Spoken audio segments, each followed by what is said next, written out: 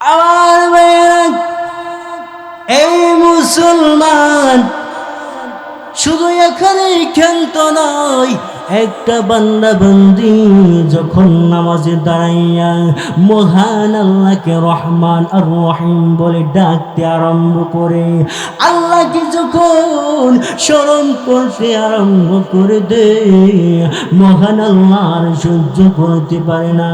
মহান আল্লাহর আরশে আজিমের মধ্যে ভূমিকম্প শুরু হয়ে যায়, আরশে আজিমে কম্পন সৃষ্টি হয়ে যায়। আরশে আজিম, আরশে আজিম এমনি কাঁপতে আরম্ভ করে, এমনি মহান আল্লাহ আরশে আজিমকে ডাক দিয়া বলে, কিরে আরশে আজিম, এইভাবে কেন কাঁপতে আসো রে? এইভাবে কেন কাঁপতেছ? কারণটা কি? এমনি আরশে আজিম ডাক দিয়া বলে, এই মালিক, মালিক রে, আপনার কিছু বান্দা বান্দি দোকান পারে কাজ করতে পারতো, ক্ষেত কামারে কাজ করতে পারতো। এই মালিক, মালিক রে, ক্ষেত কামারের কাজ বাদ দিয়া, দোকান পাড়ের কাজ বাদ দিয়া, আড্ডা গুজারের কাজ বাদ দিয়া আপনার প্রশংসার মধ্যে লিপ্ত হয়ে গেছে, নামাজ পড়তে আরম্ভ করে দিছে। কেরে মালিক, নামাজে দাঁড়াইয়া যখন আপনার গুণগান আরম্ভ করেছি, আমি আরশে আজিম আর সহ্য করতে পারি না, আর বরদাস্ত করতে পারি না। এবার মহান আল্লাহ আরশে আজিমকে ডাক দিয়া বলে, আরশে আজিম, এই মুহূর্তে তুমি কি চাও? কি কারণে এইভাবে কাঁপতে আসো? এমনি আরশে আজিম মহান আল্লাহকে ডাক দিয়া বলে, কি গো মালিক, মালিক রে, যতক্ষণ না পর্যন্ত আপনার নামাজি বান্দা বান্দিকে মাফ না করবে, ততক্ষণ পর্যন্ত আমি আরশে আজিমের কম্পন সৃষ্টি করা বন্ধ করব না। الذي دعا الناس من عبادة الأوثان إلى عبادة الرحمن ونشهد أن لا إله إلا الله وحده لا شريك له ونشهد أن سيدنا وسندنا وحبيبنا ومولانا محمدا عبده ورسوله الذي أرسل إلى الناس كافة بشيرا ونذيرا وداعيا إلى الله بإذنه وسراجا منيرا أما بعد فأعوذ بالله من الشيطان الرجيم بسم الله الرحمن الرحيم كل من عليها فان ويبقى وجه ربك ربك ذو الجلال والإكرام صدق الله العظيم. وقال تعالى في شان حبيبه ومحبوبه ومعشوقه مخبرا وآمرا إن الله وملائكته يصلون على النبي يا أيها الذين آمنوا صلوا عليه وسلموا تسليما بلغ العلا بكماله كشف الدجى بجماله حسنت جميع خصاله صلوا عليه وآله محبت شتك ذكر قل لا إله لا إله لا إله إلا الله لا إله لا إله إلا الله لا إله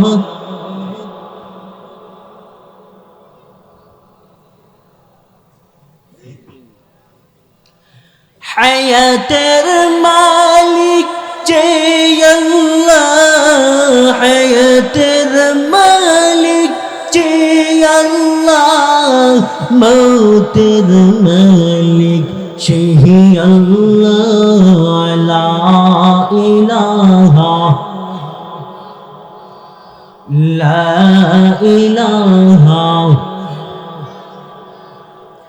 أسمان المالك جي الله أسمان المالك جي الله زمين المالك شهي الله لا إله ما شاء الله محبت পড়ুন আওয়াজ দিয়ে পড়ুন এই কালিমা পড়বে যারা কাজে লাগবে মরণ বেলা বলুন এই কালিমা পড়বে যারা কাজে লাগবে মরণ বেলা এই কালিমা রোশনীতে এই কালিমার রোশনীতে কবর হবে জালা লা ইলাহা লা ইলাহা আল্লাহ তুমি দিলে আসমান দিয়েছ জমিন সুখের সমাজ গড়তে দিলে দিলে আল কোরআন লা ইলাহা লা ইলাহা লা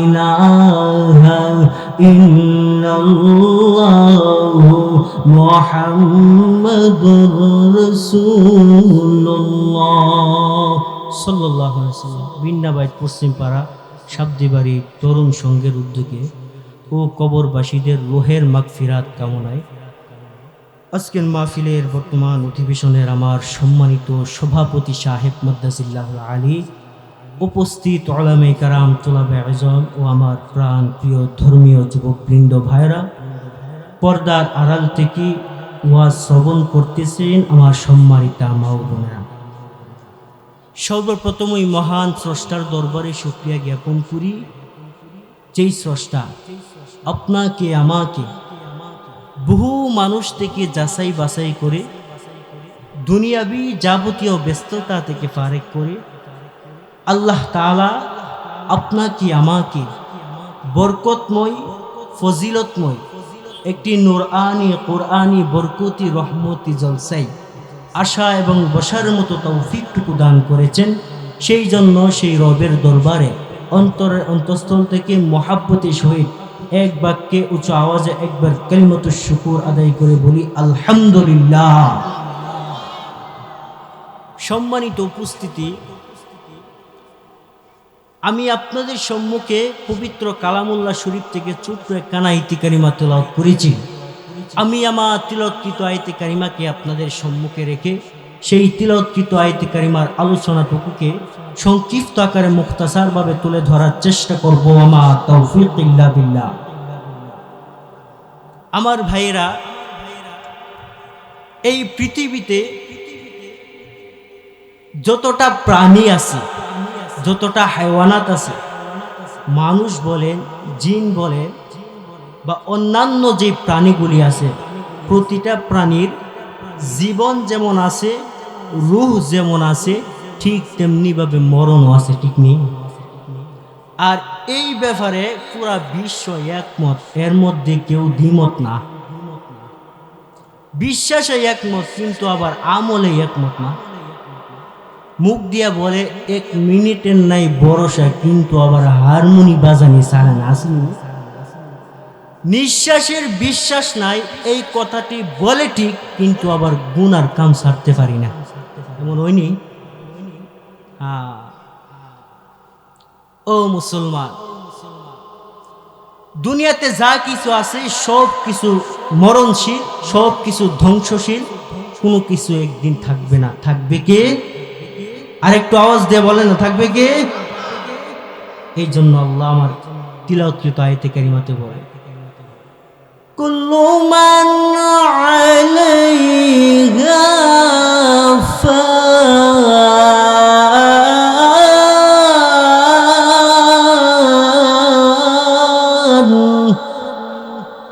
ওয়া ইয়াবকা ওয়াজহু রাব্বিকা যুল জালালি ওয়াল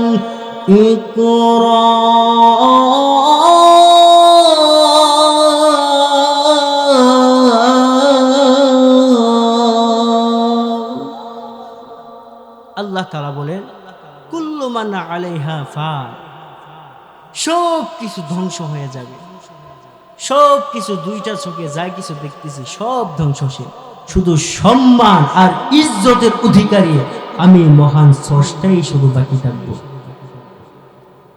তাহলে দুনিয়াতে যা কিছু দেখতেছি সব কিছু মরণশীল, সব কিছু ধ্বংসশীল, শুধু বাকি থাকবেন কে? আল্লাহ।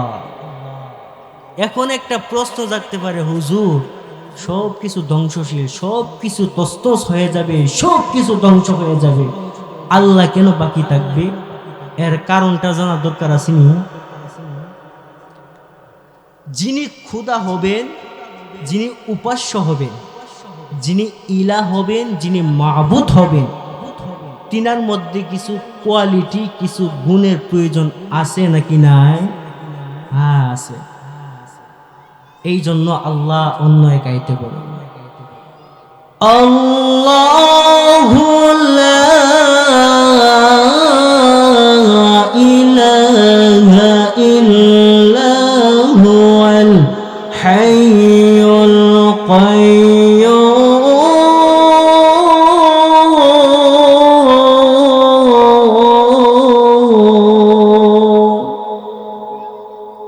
আল্লাহ, যিনি ছাড়া কোনো ইলাহ নেই, যিনি ছাড়া কোনো মাবুদ নেই, আল হাইয়ুল কাইয়্যুম, যিনি চিরস্থায়ী, যিনি চিরঞ্জীব, ছিলেন, আছেন এবং থাকবেন। এইটা হলো যিনি উপাস্য হবেন ওনার প্রথম নম্বর গুণ। কাইয়ুম শব্দের ব্যাখ্যায় মুফাসসিরিনে কেরাম তাফসীর কিতাবের মধ্যে লিখছে, আহওয়ালে নাজিরুন ওয়া আমালে হাজিরুন, যিনি বান্দার প্রতিটি কাজে, যিনি বান্দার প্রতিটি অবস্থানে উপস্থিত থাকেন এবং সূচককে দেখেন, তিনি হলেন কে? আল্লাহ। এরপরে ইনশাআল্লাহ বলে লা তাখুযুহু সিনাতু ওয়ালা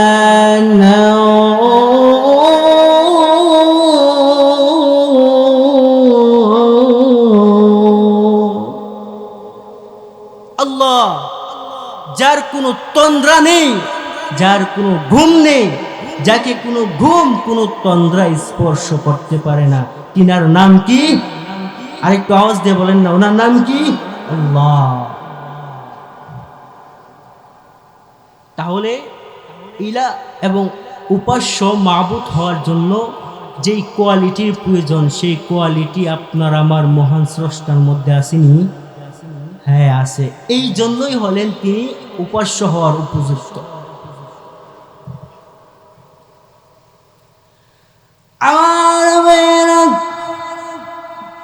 এই মুসলমান হযরত আশরাফ আলী থানভী রাহমাতুল্লাহি আলাইহি তিনি তার কিতাবের মধ্যে একজন বেদুইন ব্যক্তির ঘটনা উল্লেখ করেছেন। হযরত আশরাফ আলী থানভী রাহমাতুল্লাহি আলাইহি তিনি তার কিতাবের মধ্যে উল্লেখ করেছি, তিনি বলেন একজন বেদুইন ব্যক্তি একটা দুইটা বছর না 80টা বছর যাবৎ একটা মূর্তির পূজা করছে, একটা মূর্তির উপাসনা করেছে। যখন মাত্র বিপদের সম্মুখীন হয়েছে, যখন মাত্র মুসিবতের সম্মুখীন হয়ে গেছে, এমনি মূর্তিকে সামনে নিয়া ইয়া সনামু ইয়া সনামু এইভাবে ডাকতে আরম্ভ করে, আর মূর্তিকে ডাক দিয়া বলি, কিরে খোদা, আমার মেয়ের বিয়া, আমি অমুক সমস্যার মধ্যে ভুগতেছি, আমার টাকা পয়সার দরকার, আমার অমুক সহযোগিতা লাগবে, তুমি একটু সহযোগিতা করো না, তুমি একটু সাহায্য করো না। কিন্তু মূর্তি তো এটা জিন্দা নয়, মূর্তি হলো এটা মুর্দার, কোনো জবাব দেই না, কোনো উত্তর দেই না। এমনি একদিন মাগরিবের নামাজের পরে ওই বেদুইন ব্যক্তি মূর্তিকে সামনে নিয়া ইয়া সোনামু ইয়া সোনামু বলতেছে, আর তার খুদাকে ডাকতেছে ইয়া সোনামু এর জায়গায় হঠাৎ করে ইয়া সমাদু মহান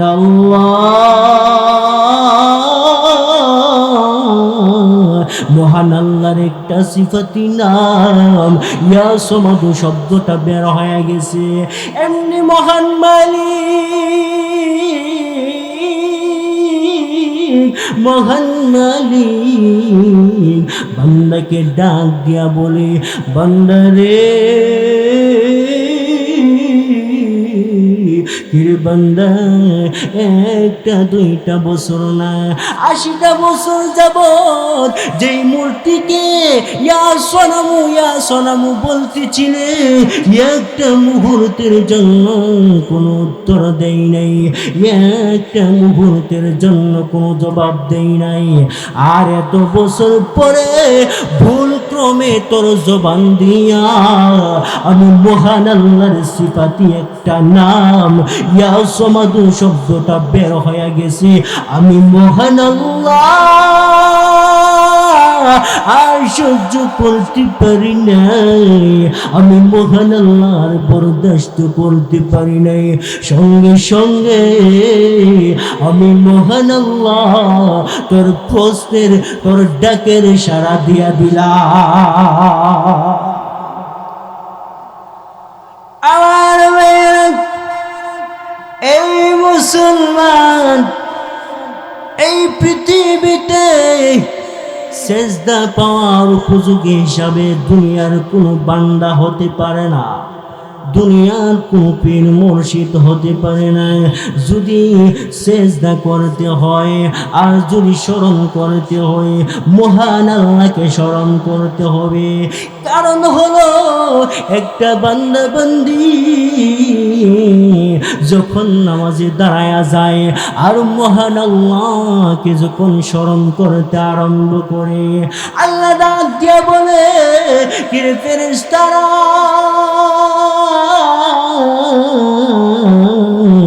ফেরেশতারা, আমি আল্লাহ আর সহ্য করতে পারি না, আমি মহান আল্লাহ আর বরদাস্ত করতে পারি না।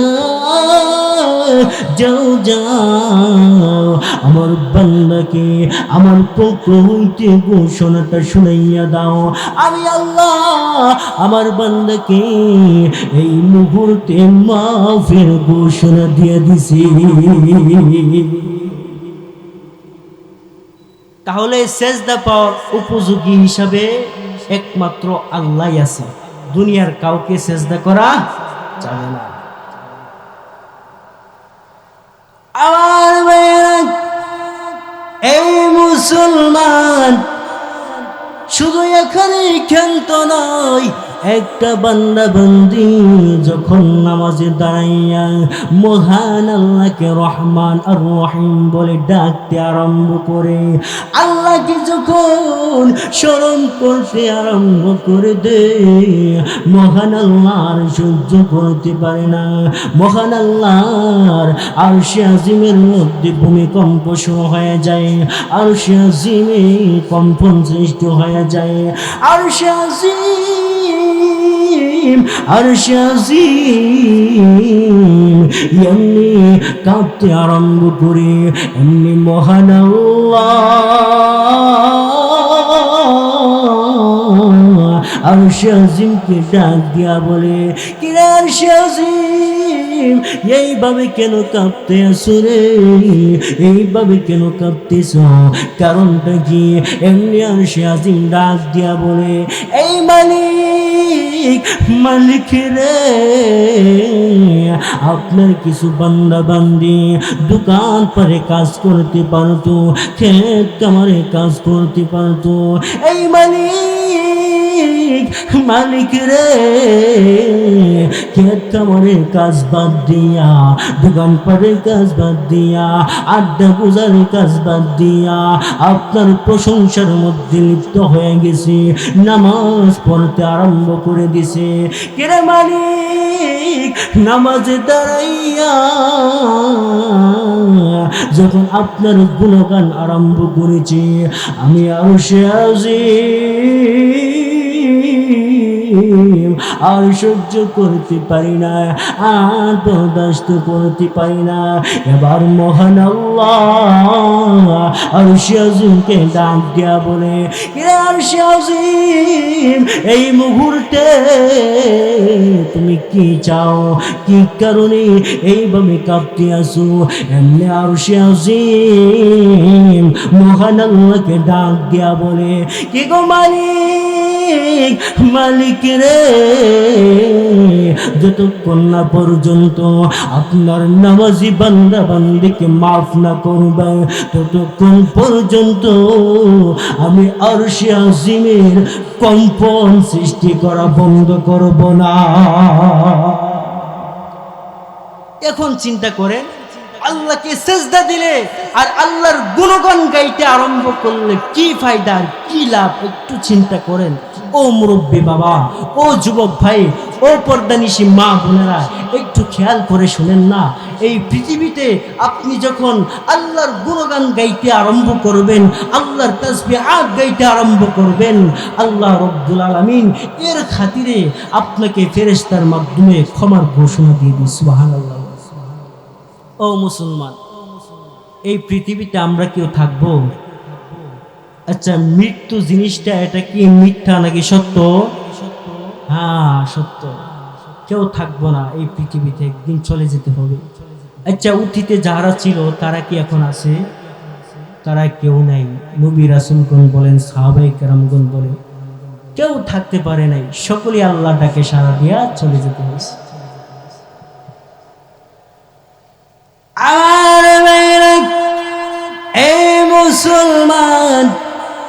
আল্লাহর নবী বিশ্ব নবী রাহমাতুল লিল আলামিন যখন দুনিয়া থেকে বিদায় হয়ে যাবে, নবীকে চাদর মুবারক দ্বারা আবৃত করে রাখা হয়েছিল।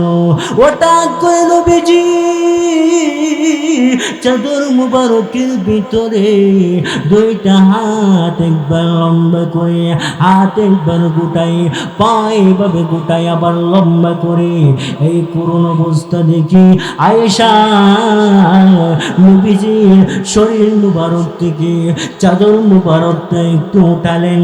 এমনি তাকায় দেখে নবীজির মাথা মুবারক থেকে নিয়া পা মুবারক পর্যন্ত এমন কোন পশম মুবারক দেখি নাই যেখান থেকে আল্লাহর নবীর গাম মুবারক বের হয় নাই। এখন চিন্তা করেন, নবীজির যদি রহম হয় তাহলে আপনার আমার মতো সাধারণ লোকের কি অবস্থা হয়? আয়েশার ধারণা পাল্টে গেল। তাহলে আল্লাহ যে কোরআনে বলছে, এই আয়াতের মধ্যে বিন্দু পরিমাণ কোনো সন্দেহের অবকাশ না। কুল্লু নাফসিন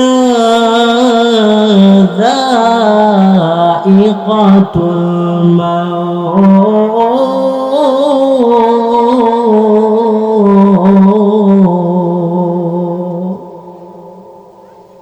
প্রতিটা প্রাণীর মৃত্যুর স্বাদ আস্বাদন করতে হবে।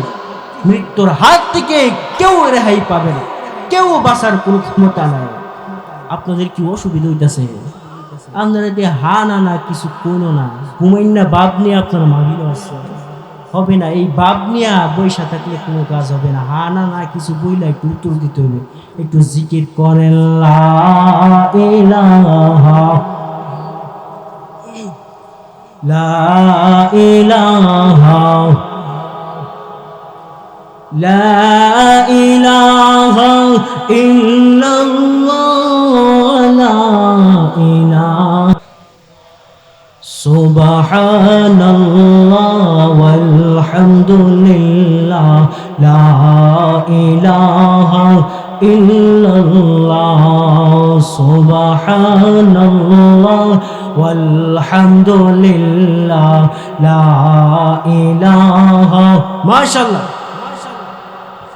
সুবহানাল্লাহ ওয়ালহামদুলিল্লাহ লা ইলাহা।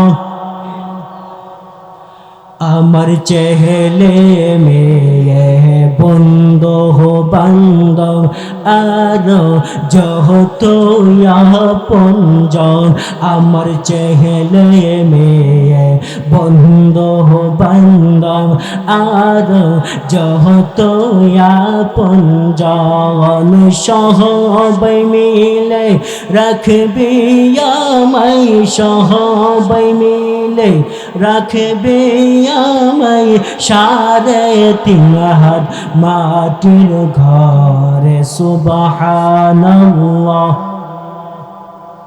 মাশাআল্লাহ, আওয়াজ দিয়ে পড়ুন, জোরে পড়ুন। সুবহানাল্লাহ ওয়ালহামদুলিল্লাহ লা ইলাহা।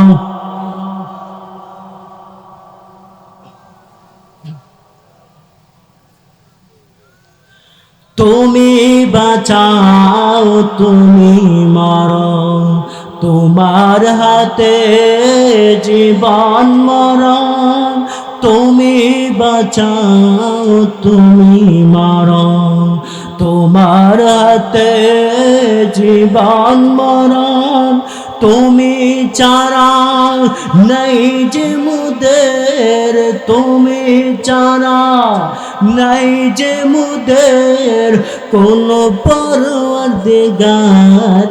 সুবহানাল্লাহ ওয়ালহামদুলিল্লাহ লা ইলাহা লা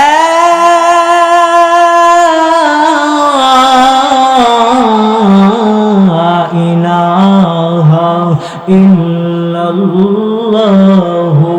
মুহাম্মাদুর রাসূলুল্লাহ সাল্লাল্লাহু আলাইহি ওয়াসাল্লাম।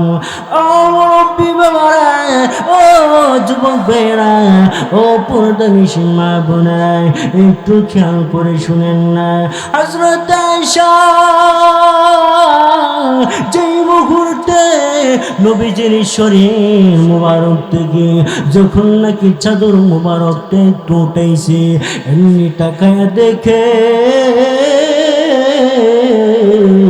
নবীজির মাথা মুবারক থেকে নিয়া পা মুবারক পর্যন্ত এমন কোন পশম মুবারক বাকি নাই যেখান থেকে আল্লাহর নবীর গাম মুবারক বের হয় নাই।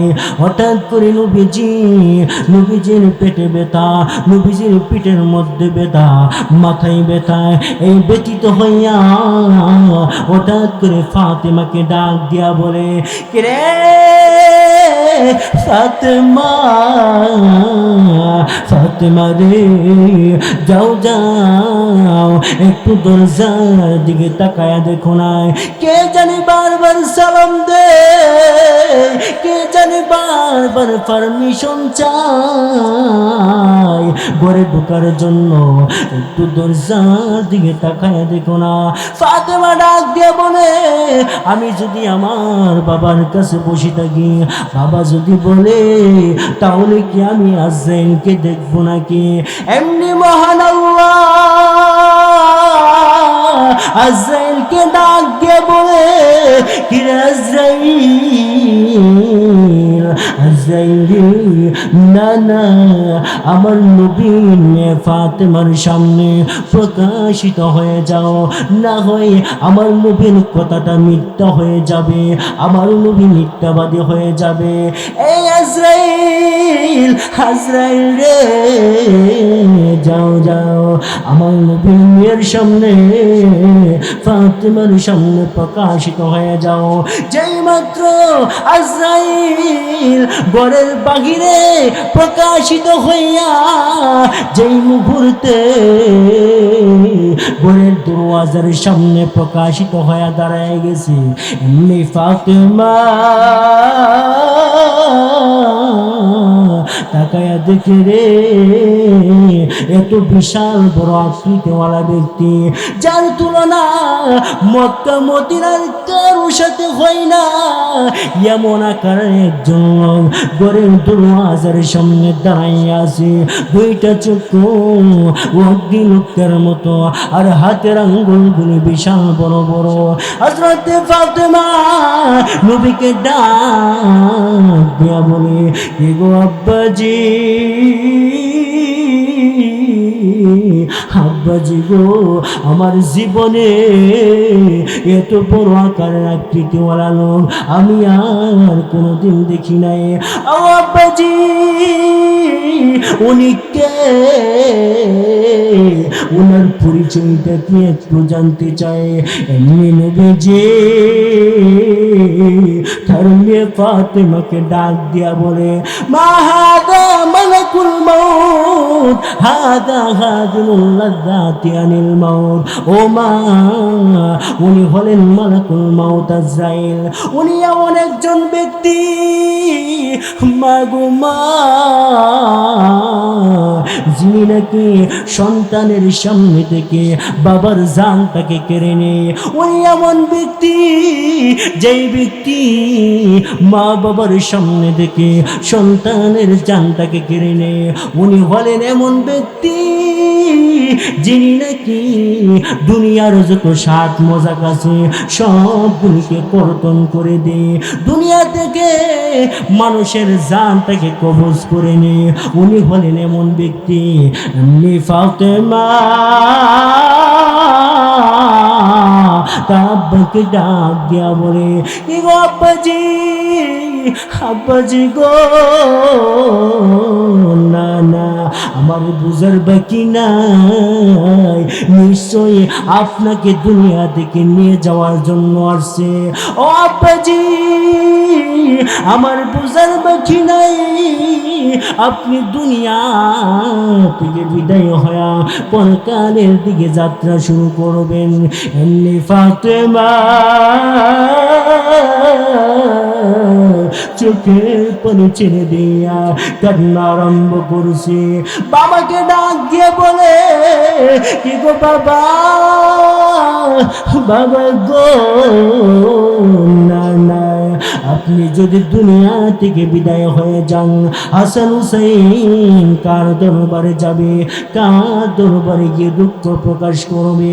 আপনি যদি দুনিয়া থেকে বিদায় হয়ে যান, আপনার মেয়ে ফাতেমা কার দরবারে যাবে, কার দরবারে দুঃখ প্রকাশ করবে? কি গো আব্বাজি, না না, এই মুহূর্তে আমি ফাতেমা আজরাইলকে ঘরে ঢোকার জন্য পারমিশন দিব না, না না, একটা মুহূর্তের জন্য পারমিশন দেওয়া হবে না। এমনি নবীজি বুকের মধ্যে ব্যথা, মাথায় ব্যথা ব্যতীত হইয়া নিম্ন সুরে তার মেয়েকে ডাক দিয়া বলে, এই ফাতেমা, ফাতেমা রে, ফাতেমা, দরজা বন্ধ করে আটকায় রাখার কোনো ক্ষমতা নাই, যাও যাও, দরজা খুলে দাও, অনুমতি নিয়া, পারমিশন নিয়া ঘরে ঢুকার সম্মান মহান আল্লাহ আমাকে দিয়ে রেখেছে। এই ফাতেমা, অনুমতি দিয়ে দাও, জানাইয়া দাও, আজরাইল যেন ঘরের ভিতরে এই মুহূর্তে প্রবেশ করে। আমার ভাইয়েরা, যেই মুহূর্তে আজরাইল নবীজির দরবারে উপস্থিত হয়ে গেছে, নবীকে ডাক দিয়া বলে, কি গো নবীজি, নবীজি, আমাকে মহান আল্লাহ এই মুহূর্তে আপনার দরবারে পাঠাইছে।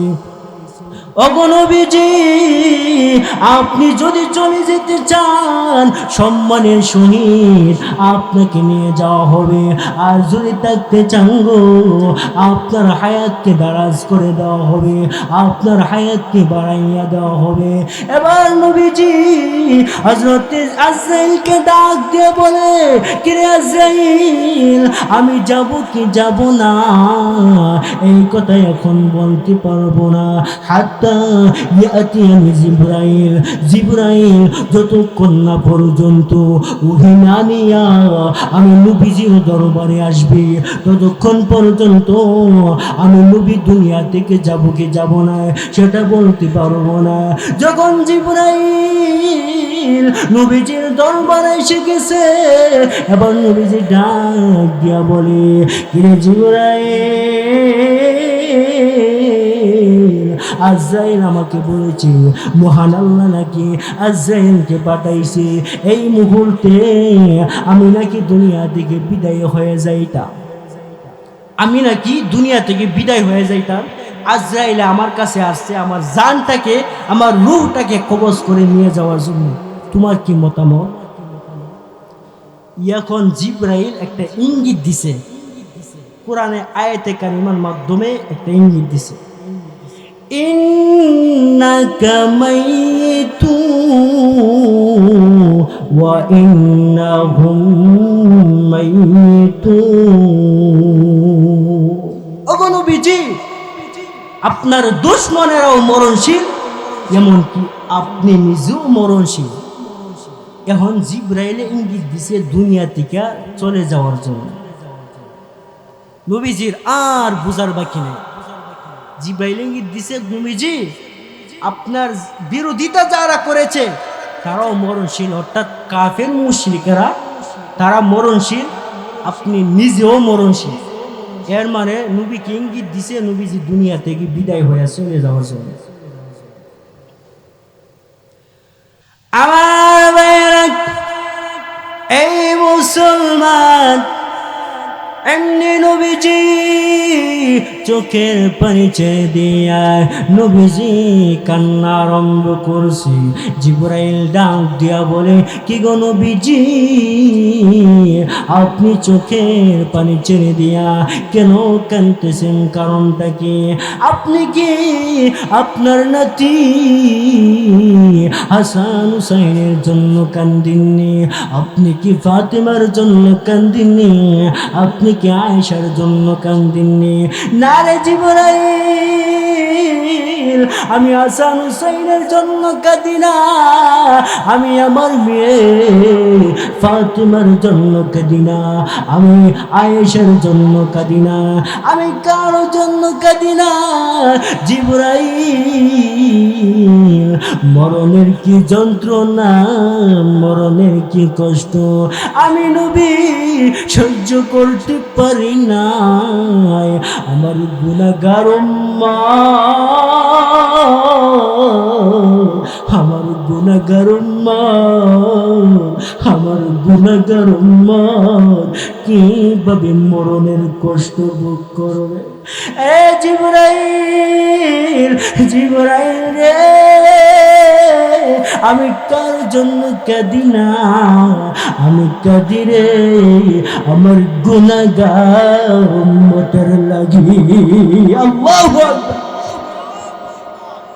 আর এই মুসলমান যেই মুহূর্তে নবীজি এই কথা বলে দিয়েছে, এমনি জিবরাইল নবীকে ডাক দিয়া বলে, ইয়ো নবীজি, আপনার কোনো চিন্তা নাই, আপনার কোনো পেরেশানি নাই। আপনার যে সমস্ত উম্মতেরা পৃথিবীর আনাচে কানাচে যে কোনো স্থানে যে কোনো জায়গায় বসা অবস্থায় অথবা দাঁড়ানো অবস্থায় অথবা স্বয়ংরত অবস্থায় যে কোনো অবস্থায় আপনার উপরে দূরপাত করবে, নবী গো আপনার চিন্তা নাই। ওই উম্মতের দাদার নাম, দাদির নাম, মা বাবার নাম, 14 গোষ্ঠীর নাম সহ মুহূর্তে আপনার রওজা তারে পৌঁছায়া দেওয়া হবে। ওগো নবীজি, আপনি কান্না করবেন না, আপনি চোখের পানি জড়াইবেন না। নবীজি চোখ দিয়ে এরপরেও টপ টপ করে পানি পড়তে আসে, নবীজির কান্না বন্ধ হয় না। এমনি নবীজি জিবরাইলকে ডাক দিয়া বলে, রে জিবরাইল, না না, এটা আমি কোনোদিন মানতে পারবো না। আমার ভয় হয় আমার গুনাহগার উম্মতের না জানি কি অবস্থা হয়। এমনি মহান আল্লাহ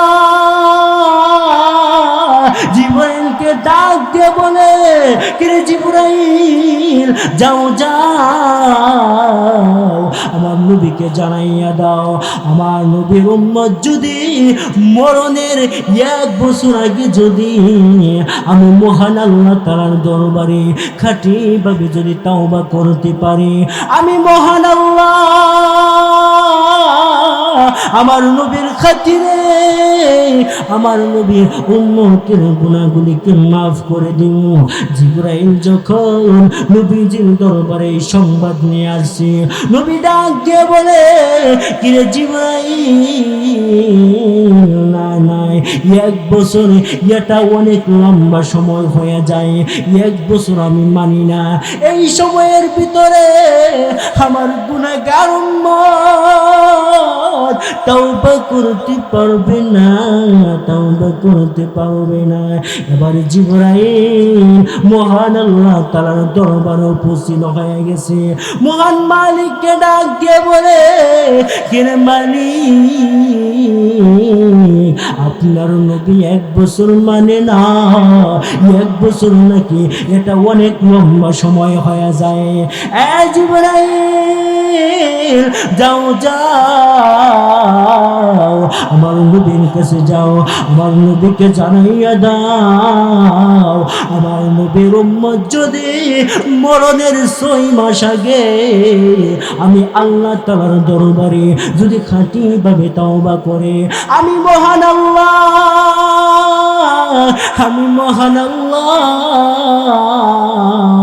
আমার নবীর খাতিরে আমার নবীর উম্মতের গুনাহ খাতাগুলিকে মাফ করে দিব। জিবরাইল সংবাদ নিয়া নবীজির দরবারে উপস্থিত হয়েছে।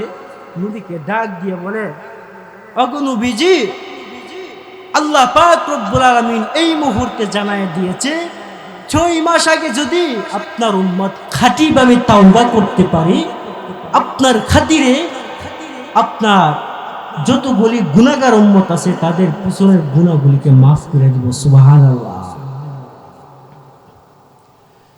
আমার ভাইয়েরা, এই মুসলমান, এমনি নবীজি জিবরাইলকে ডাক দিয়া বলে, কিরে জিবরাইল, যাও যাও আমার প্রভুকে গিয়া বলো 6 মাস আমি মানি না, এটা অনেক লম্বা সময় হয়ে যায়। না না, 6 মাস অনেক লম্বা সময় হয়ে যায়। এই সময়ের ভিতরে আমার গুনাহগার উম্মত গুনাহ করবে আবার তওবা করবে, এটা কোনোদিন হতে পারে না। আমি নবী কোনোদিন মেনে নিতে পারবো না।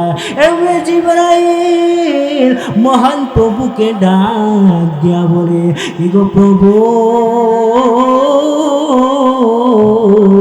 আপনার নবী 1 বছর মানে না, 6 মাস মানে না, অনেক লম্বা সময় নাকি হয়ে যায়। এই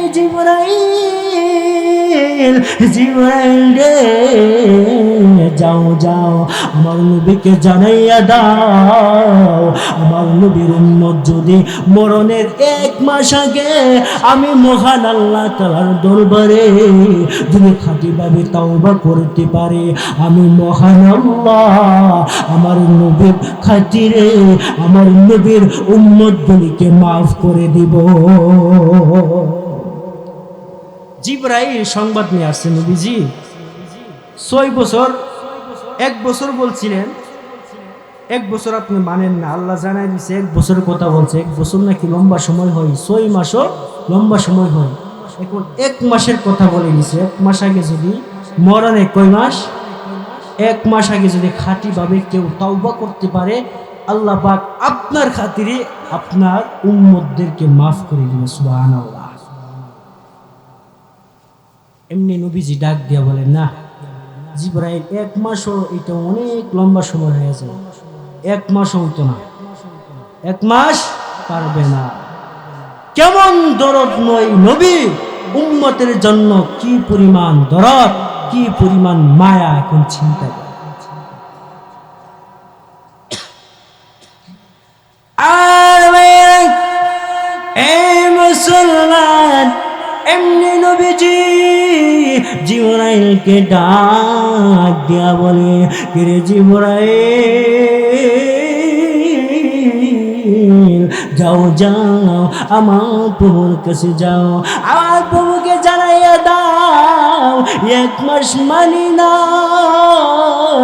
1 মাস লম্বা সময় হয়। এই সময়ের ভিতরে আমার উম্মত তওবা করতে পারবে না। এই জিবরাইল জানাইয়া দাও আমার প্রভু যেন আমার উম্মতের তওবার সময়টাকে আরো যেন সংকীর্ণ করে দে। এমনি জিবরাইল মহান প্রভুকে ডাক দিয়া বলে, কিরে প্রভু, আপনার নবী 1 মাস মানে নাই, 1 মাস নাকি লম্বা সময় হয়ে যায়।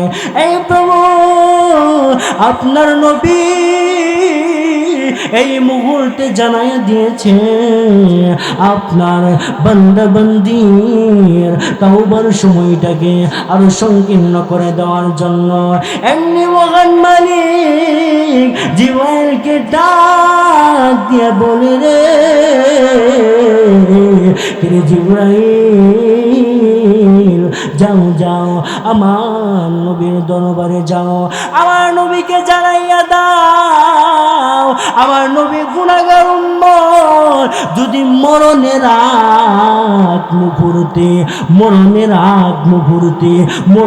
আগ মুহূর্তে যদি খাঁটি ভাবে তওবা করতে পারে রে আমি মহান আল্লাহ আমার নবীর খাতিরে আমার নবীর গুনাহগার উম্মতদেরকে মাফ করে দিব। আল্লাহু আকবার। এবার জিবরাইল নবীকে ডাক দিয়া বলে কি গো নবীজি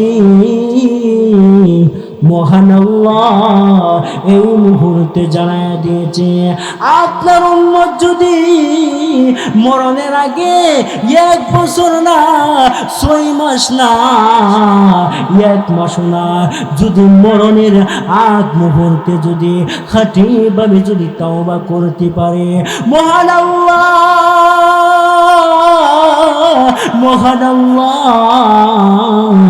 এই মুহূর্তে জানায়া দিয়েছি মহান আল্লাহ আপনার খাতিরে আপনার গুনাহগার উম্মতদেরকে মাফ করে দিবে। আর যে মুহূর্তে নবীজির দরবারে এই সুসংবাদ নিয়ে আসছে রে যখন নবীকে বলেছি নবীজি চোখের পানি মুছে ফেলে আর মুচকে এসে জিবরাইলকে ডাক দিয়া বলে এই জিবরাইল রে আমার মহান আল্লাহ আমার উম্মতের প্রতি মায়া করছে ও মুরব্বি বাবা ও যুবক ভাই ও পর্দানিশী মা বোনেরা একটু খেয়াল করে শুনেন না আসরের ময়দানে আমার নবী যখন উঠে দাঁড়াবে আসরের ময়দানে নবী উঠে চতুর্দিকে তাকাইবে চতুর্দিকে তাকাইয়া দেখবে উম্মতকে যখন খুঁজে পাবে না এমনি নবীজি মহান প্রভুকে ডাক দিয়া বলবে ওগো প্রভু আমার গুনাহগার উম্মত কোথায় কি গো মালিক আমার গুনাহগার উম্মত কোথায় এমনি মহান আল্লাহ জিবরাইলকে ডাক দিয়া বলবে আরে জিবরাইল যাও আমার নবীকে জানাইয়া দাও আমার নবীর উম্মত এখনো পর্যন্ত হাসরের ময়দানে উঠে না এই মুহূর্তে আমার নবীকে উঠানো হয়েছে আর ফেরেশতাদেরকে উঠানো হয়েছে এমনি জিবরাইল নবীকে যখন এইভাবে ডাকতে আরম্ভ করবে নবীজি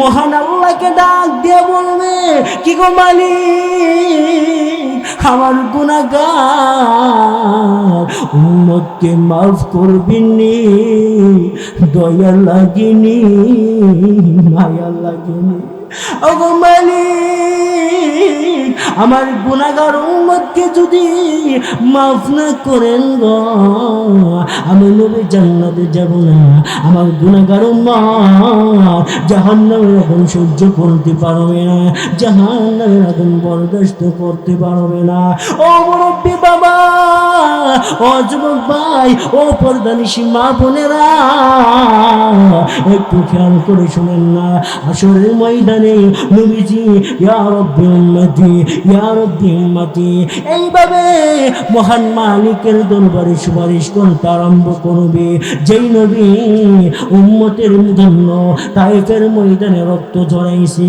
ওদের ময়দানে দান মুবারক শহীদ করে দিছে রে এইভাবে নবীজি রক্ত ঝরাইছে এরপরে উম্মতের কথা একটা মুহূর্তের জন্য বলে নাই দুনিয়াতে কান্না করছে হাসরের ময়দানে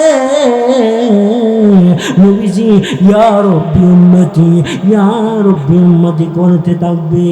এমনি জিবরাইল মহান আল্লাহর রহমতের দরবার থেকে একখানা পেয়ালা আনবে, একখানা পাতিল আনবে।